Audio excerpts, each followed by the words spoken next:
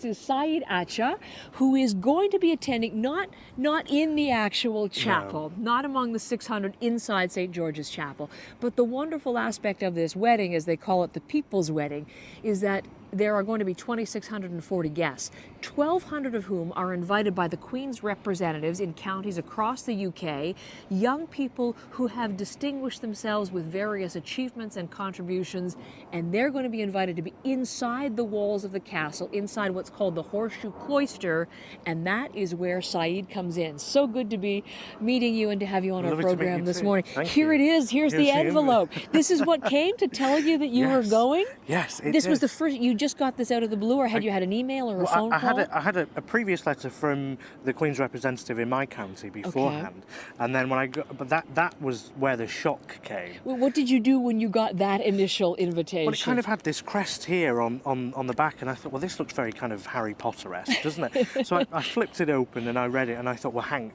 on, not me. Why have I been invited?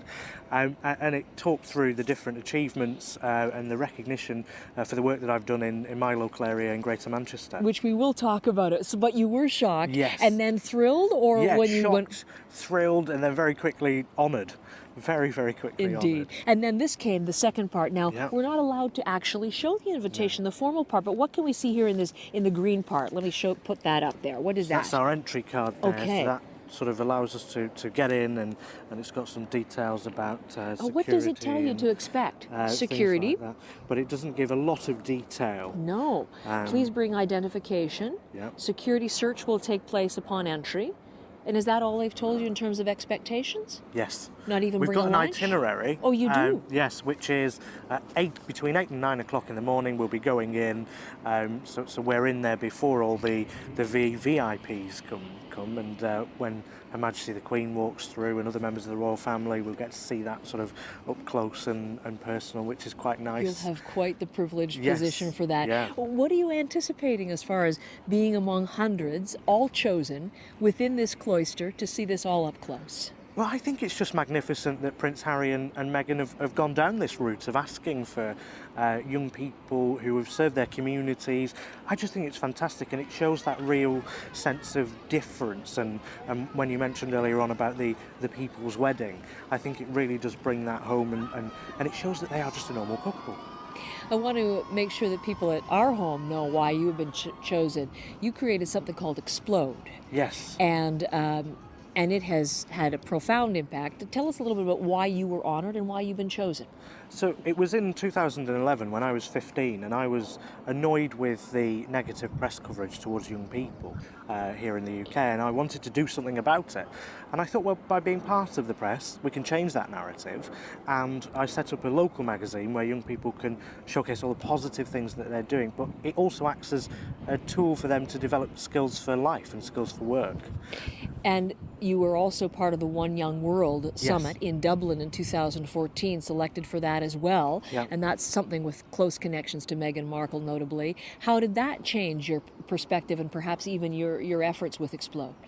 Well, that really gave me the motivation and drive to do more, because I saw that there was business buy-in, there was buy-in from public figures like Meghan Markle. I didn't know who she was, and she was there in front of me talking about female empowerment and racial inequality, and I thought, she just sounds fantastic. She just gets it.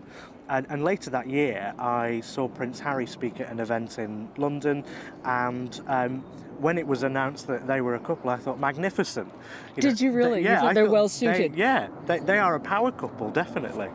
You know, it's interesting that your work is with the press, because the relationship between Prince Harry and Meghan Markle and the press is fractious at times, and relations are not good right now. No. And there have been a lot of racist headlines about Meghan Markle, and very derogatory articles about her family, rather scurrilous articles about her family.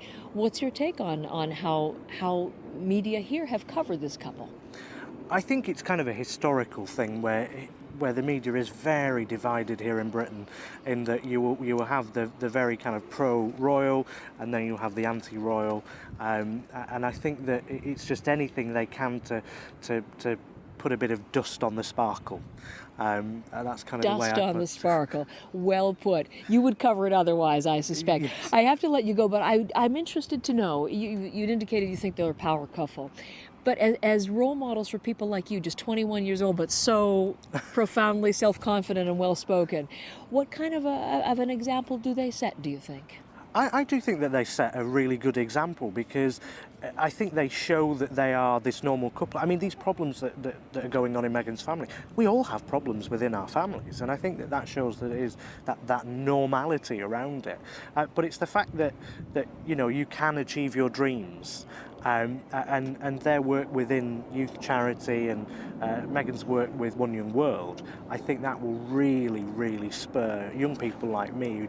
Who I mean, I didn't have any drive and ambition when I was growing up. I had quite a turbulent childhood, but it was One Young World and setting up the magazine and that kind of thing that actually got me to believe in myself. And I think confidence delivers change.